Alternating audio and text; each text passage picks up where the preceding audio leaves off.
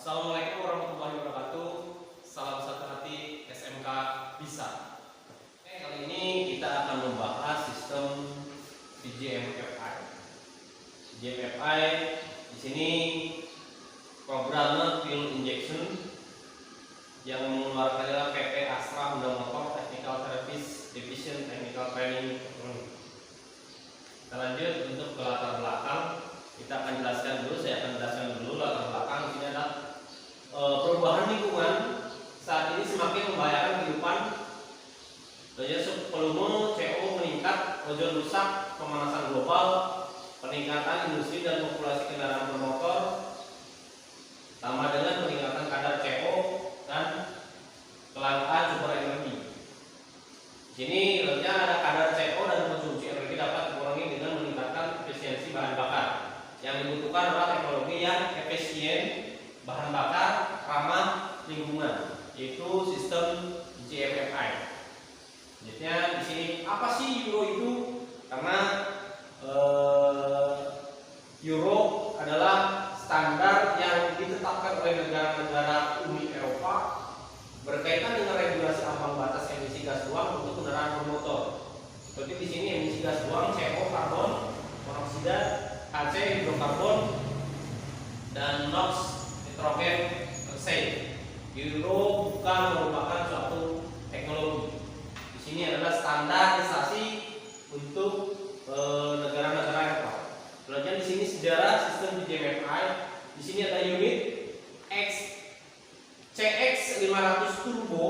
Di sini pada tahun 1982 Honda memperkenalkan model CX Short Turbo yang merupakan sepeda motor pertama di dunia yang menggunakan teknologi motor injection. Selanjutnya di sini pada tanggal 1 Desember 2005 AHM menerapkan teknologi PJMFI pada Supra X125 yang menjadikannya sebagai sepeda motor pertama di Indonesia yang berteknologi injeksi. Di sini ada gambarnya motor Supra X125 dan di sini komponen engine juga. Nah, di sini pengenalan sistem PJMFI. Yang ini karburator, yang ini sistem PJMFI. Ini perbedaannya hanya sistem supply bahan bakar aja. Jadi bukan dalam artian di engine-nya berbeda. Yang membedakan itu supply bahan bakarnya aja. Selanjutnya keunggulan sistem PJMFI. Di sini ada karburator dan di sini ada sistem PJMFI. PJMFI partikel bahan bakar lebih kecil dan homogen dengan udara sehingga terbakar lebih sempurna. Di sini gambar di sini adalah sistem karburator. Di sini adalah partikel-partikel yang cukup besar. Ada gas sama udara yang cukup besar. Dan kalau untuk yang homogen yang kecil, PJMFI itu lebih kecil. Jadi lebih efisien. Selanjutnya apa PJMFI itu? PJMFI itu adalah programmable injection, sistem suplai bahan bakar dengan menggunakan teknologi kontrol elektronik sehingga mampu mengatur pasokan bahan bakar dan udara secara optimum yang dibutuhkan oleh mesin pada setiap keadaan. Jadi sistem motor PJMFI ini lebih efisien, lebih irit dibandingkan motor-motor dengan motor karburator. Selanjutnya di sini ada komponen engine. Ini sistem kontrol elektroniknya di sini. Di sini ada alternator yang menyuplai arus ya. Selanjutnya di sini komponen dalam sistem kontrol elektronik. Di sini adalah ada beberapa sensor.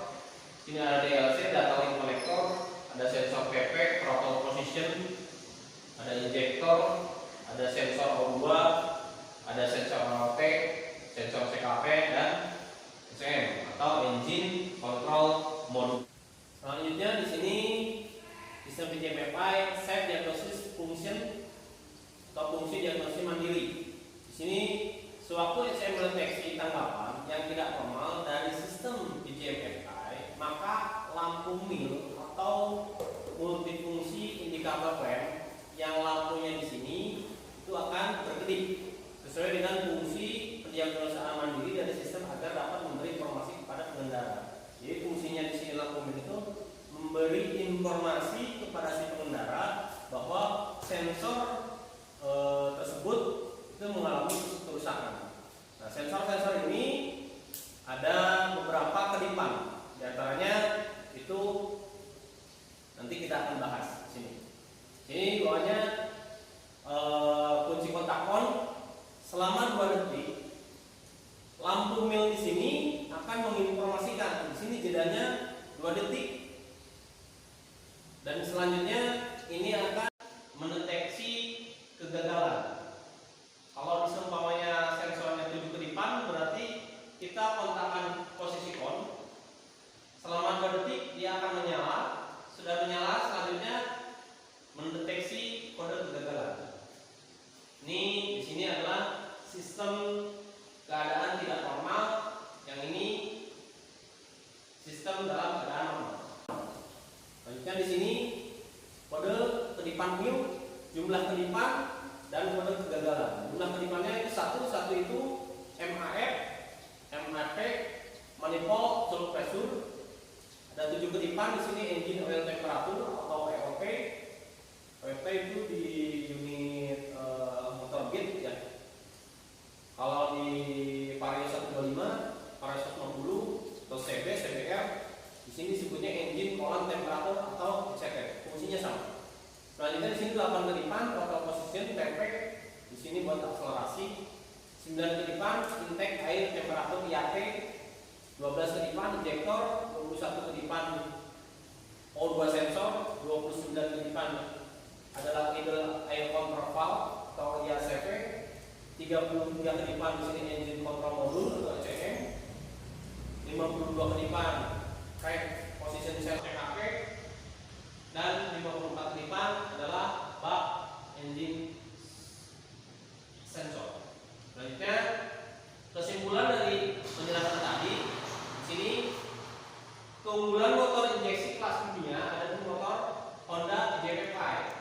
Sini lebih irit dengan injektor canggih yang mengandalkan partikel BBM.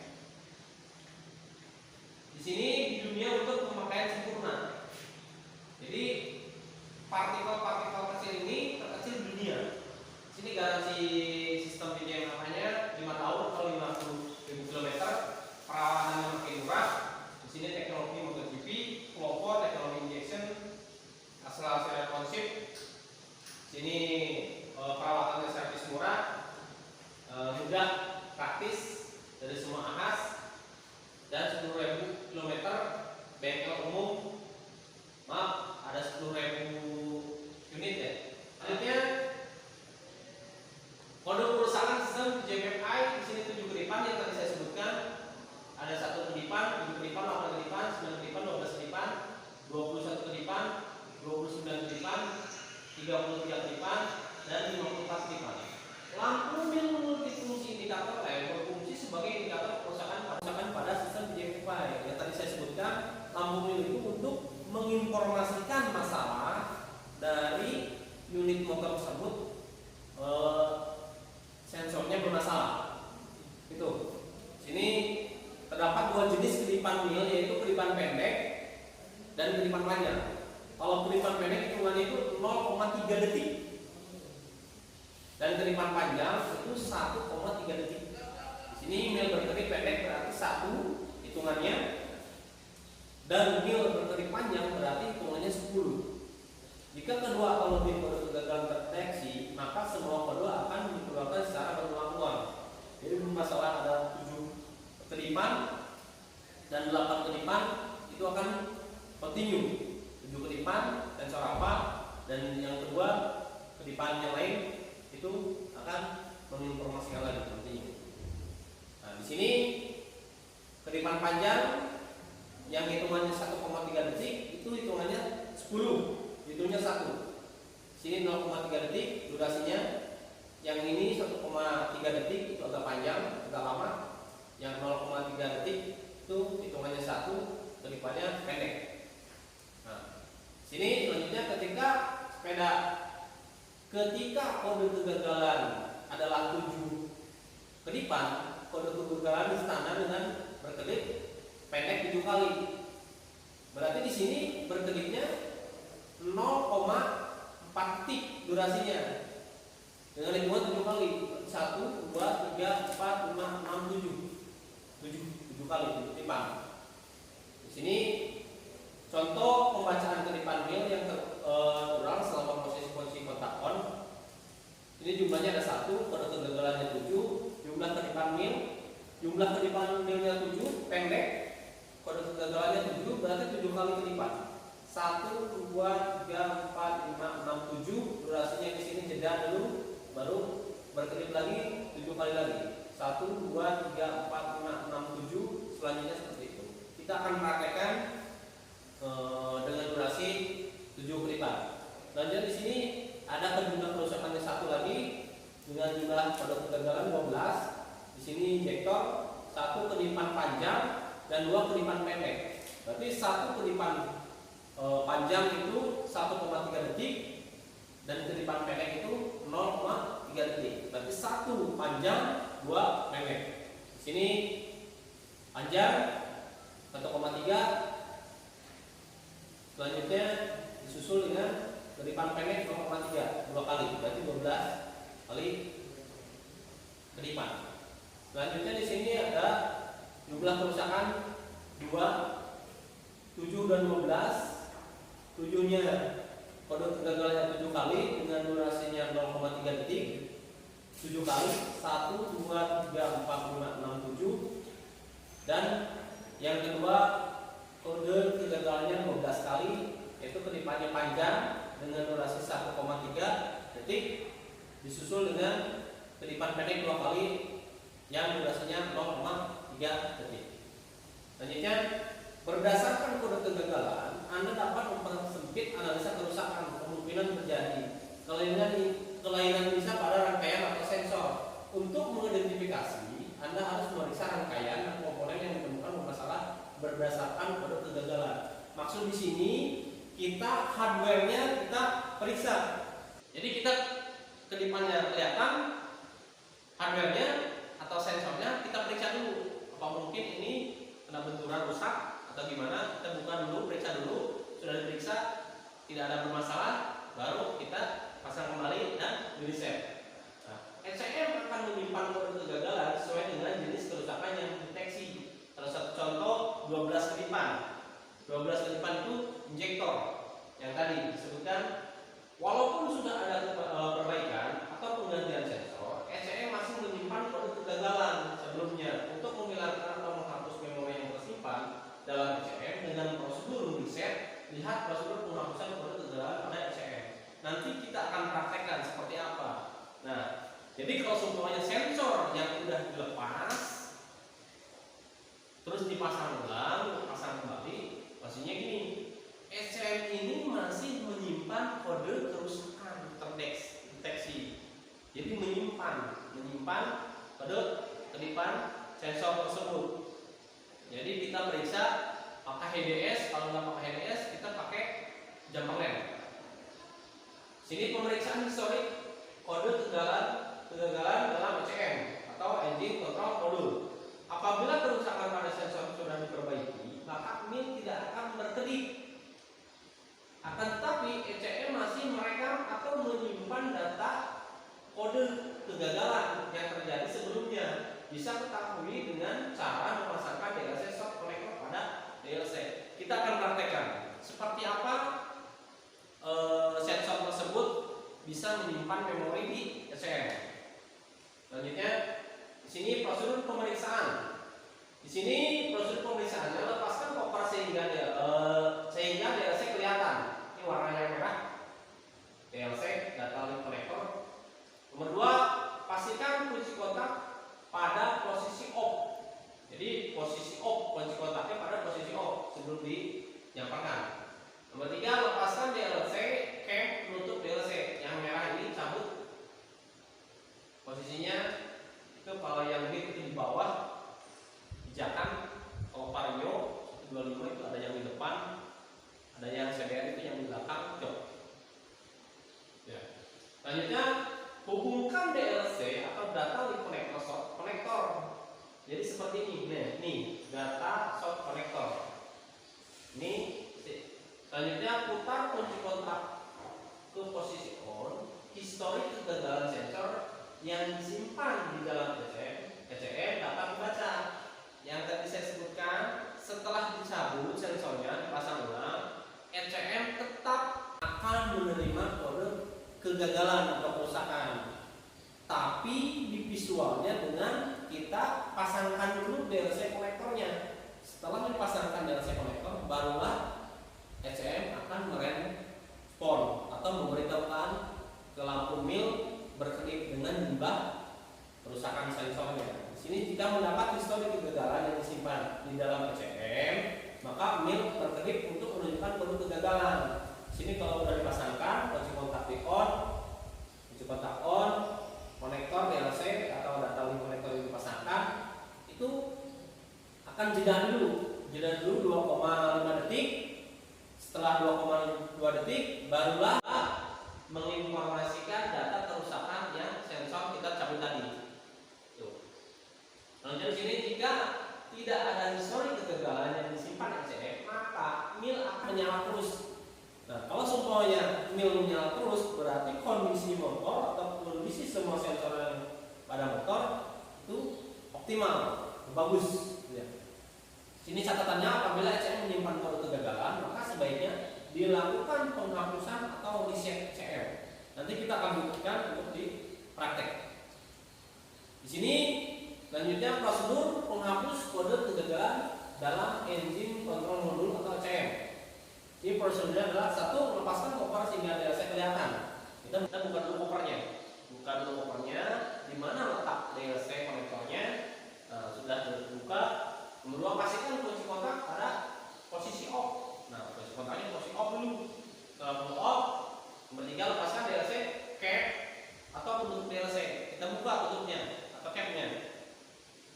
Setelah dibuka, yang ini yang merah nih, sini. Keempat, hubungkan DLC soft connector.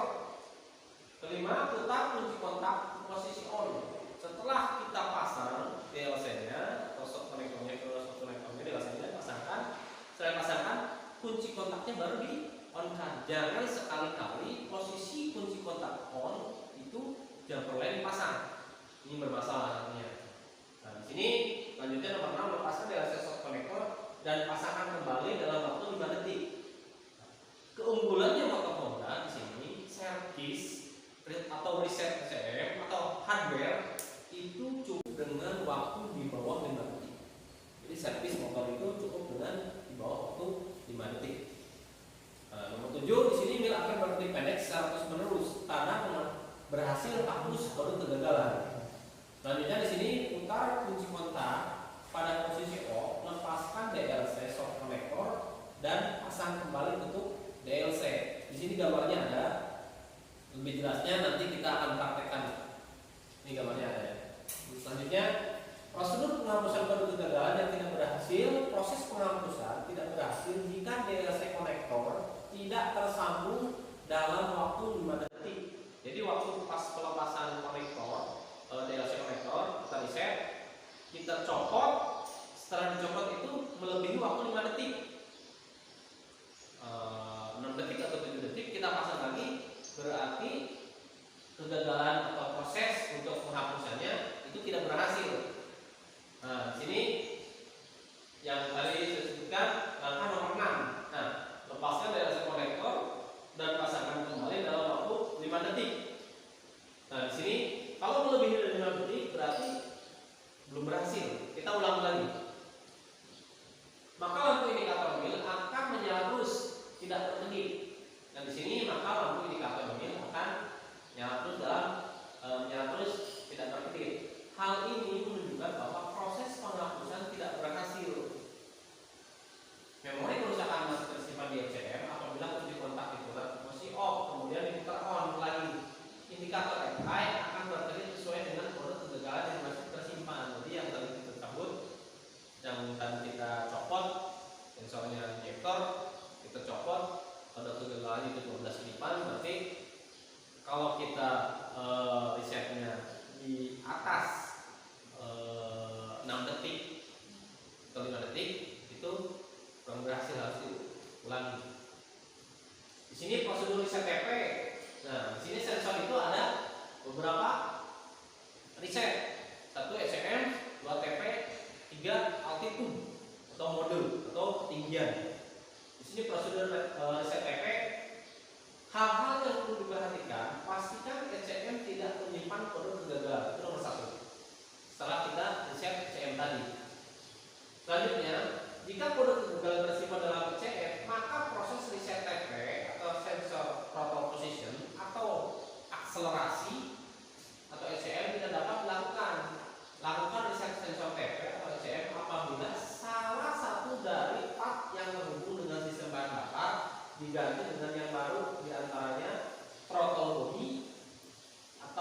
pipa intake, idle, air screw, pompa bahan bakar saringan bahan bakar, injektor atau sensor 2. Nah, diantaranya yang bisa kita reset TP itu di sini penggantian yang baru. Diantara di sini throttle body, idle air screw, pompa bahan bakar atau saringan bahan bakar, injektor dan sensor 2. Sini lakukan reset TP atau ECM apabila salah satu dari part mesin diganti dengan yang baru pada saat overhaul. Diantaranya cylinder head valve atau block head atas itu penggantian overhaul atau pembongkaran. Jadi silinder piston atau ring piston atau bahasa bengkelnya apa ya? Sekernya. Urutkan prosedur reset TP, sensor atau ECM. Nomor 2, putar kunci kontak dalam posisi off. Nomor 3, lepaskan penutup DLC dan pasang DLC konektor. Nomor 4, lepaskan konektor sensor EOT. Nomor 5, hubungkan terminal terminal konektor sisi kabel dengan kabel jumper lane. Kita akan praktekkan nanti. Kita buat dulu jumper lane seperti apa. Kita akan praktekkan. Nah, di sini hubungkan kabel warna kuning atau biru atau warna hijau jingga di sensor OT. Selanjutnya, nah ini prosedurnya di sini. Nomor 1, putar kunci kontak ke posisi on, lepaskan jumper lamp dari konektor sensor EOT. Nah, sensor EOT itu biasanya posisinya kalau total bit itu di bawah pijakan standar samping. Nah, kalau untuk yang motor-motor Supra itu samping sebelah kanan. Ini nomor 3. Ini posisi off. Nomor 2, lepaskan jumper lamp dari konektor sensor EOT. Ini. Nomor 3, reset di sini. Nomor 3 gambar ini EOT. Nomor 4 ini pada saat penjamperan warna kuning biru atau hijau jingga. Kemudian pasang kembali konektor sensor EOT, lepaskan DLC short konektor, tutup kembali DLC short konektor dengan penutup DLC. Nomor 3, hidupkan mesin pada putaran stasioner selama kurang dari 20 menit. Itu ya. Ini gambarnya di sini ada nih. Kita akan praktekkan. Ini prosedur untuk reset altitude sekarang. Tadi yang saya sebutkan itu ada 3, CM, TP dan altitude atau ketinggian. Di sini prosedur altitude setting atau ketinggian. Pilih mode yang cocok sesuai dengan ketinggian daerah tempat. Sebagai contoh, salah satu contoh, kita dalam keadaan ketinggian itu di bawah 1000 km di atas permukaan 1000 meter maksudnya, di atas permukaan laut. Ini mode 1, dari titik mula altitude hingga ketinggian di atas permukaan laut melebihi 2000 meter dari atas permukaan laut. Nah, mode 2, ketinggian dari 2000 sampai 2500. Nomor 3, mode 3 itu ketinggian 2500 sampai 3500 naik 1000 di atas permukaan laut. Mode 4, ketinggian 3500 meter atau lebih dari atas permukaan laut. Nah ini, jadi ada mode 1, mode 2, dan mode 3 dan mode 4. Hal-hal yang diperhatikan, nomor 1 ini pastikan SCM tidak menyimpan kode kegagalan. Yang tadi di set TP. Set TP sebelum reset TP itu pastikan dulu jangan ada kode kegagalan dulu di SCM. Kemudian jika kode kegagalan masih pada dalam SCM, maka proses altitude setting tidak dapat dilakukan. Itu ya, digagal bisa. Ketika setting ketinggian pada akan gagal apabila proses setting ketinggian mesin dalam keadaan hidup. Contoh, setting dari pabrik adalah mode 1. Jadi motor dalam keadaan hidup itu tidak bisa setting altitude atau mode. Ya. Sini prosedur altitude setting mode 1. Di sini 1, putarkan ignition switch atau kunci kontak ke posisi off. Nomor 2, lepaskan front body cover sehingga DLC kelihatan. Nomor 3, lepaskan penutup DLC atau data link konektor dan pasang kembali dan pasang DLC DLC short connector. Jadi kita pasangkan. Nah, buka handle gas atau grip gas itu penuh. Buka gripnya penuh. Setelah dibuka baru selanjutnya ini putar ignition switch ke posisi on. Setelah kita gasnya dipulkan, kunci kontaknya di on, baru mil seharusnya menyala dan kemudian mulai berkedip dengan cepat. Selanjutnya di sini dalam waktu 5 detik setelah kedipan cepat dimulai, tutup handle gas dan tahan selama lebih dari 3 detik. Diagramnya di sini lampu mil nyala, kita gasnya 3 detik, di sini 5 detik ya. Durasinya kita tutup ulang. Gas sudah berkedip, kita tutup lagi. Sini akan berkedip terus. Itu mode 1 untuk 1 kali putaran. Di sini catatan, jika mil tidak mulai berkedip dengan cepat, putar kunci kontak switch ke off dan coba lagi. Jika Anda tidak dapat melakukan setting ketinggian, pastikan kode benar-benar tidak tersimpan di ECM. Jika kode kerusakan tidak tersimpan, akan tetapi Anda masih dapat melakukan setting ketinggian, ganti ECM yang masih dalam keadaan baik dan coba lagi. Jadi diulang-ulang seperti itu. Nomor 7, jika proses setting ketinggian mode 1 berhasil, maka mil akan berkedip-kedip dengan ketinggian pendek ulang. Kemudian putar kunci kotak switch ke posisi off. Sini nomor 7, kalau berhasil, ini kedipan pendek berulang. Ini tata hingga kedipannya.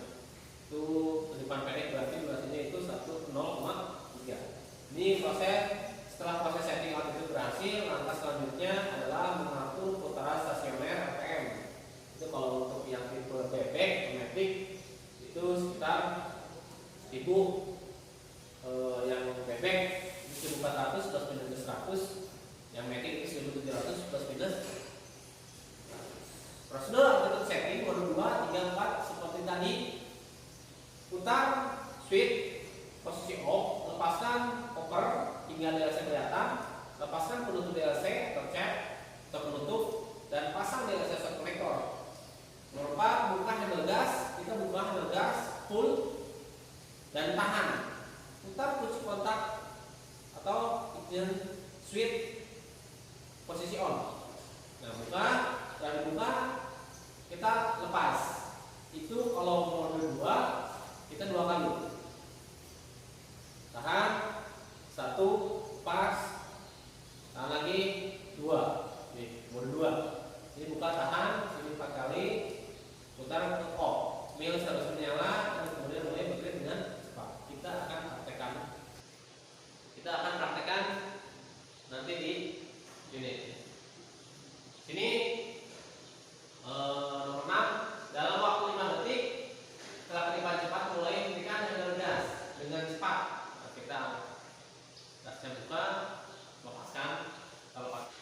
Mode 2, mode 3, mode 4 itu durasinya itu dari tahan itu 0,5 detik. Tutup dan tahan, tutup dan tahan, tutup dan tahan. Seperti itu. Catatan, jika mil tidak mulai berkedip dengan cepat, buka kunci kontak off, kunci kontak atau switch to off, dan coba lagi. Jika Anda tidak dapat melakukan setting ketinggian, pastikan kode kegagalan benar-benar tidak tersimpan di ECM. Jika kode kerusakan tidak tersimpan, akan tetapi Anda masih tidak dapat melakukan setting ketinggian, ganti ECM yang masih dalam keadaan baik dan coba lagi. Tapi kalau tidak berhasil, gagal lagi, coba kalian itu ganti ECM dengan yang baru. Nah, nomor 7 di sini terakhir, mil akan mengulang kedipan-kedipan pendek sejumlah modul yang kita pilih. Jadi kalau kedipannya 2 berarti 2 kali kedipan, kalau kedipannya 3 berarti 3 kali kedipan. Sini modul 2 kali kedipan, modul 3 kali kedipan, durasinya pendek-pendek 0,3 detik dengan jeda 1,3. Ini 4. Setelah proses setting altitude berhasil, langkah selanjutnya adalah mengatur putaran stasioner mesin. RPM-nya itu kalau top atau bebek itu 1400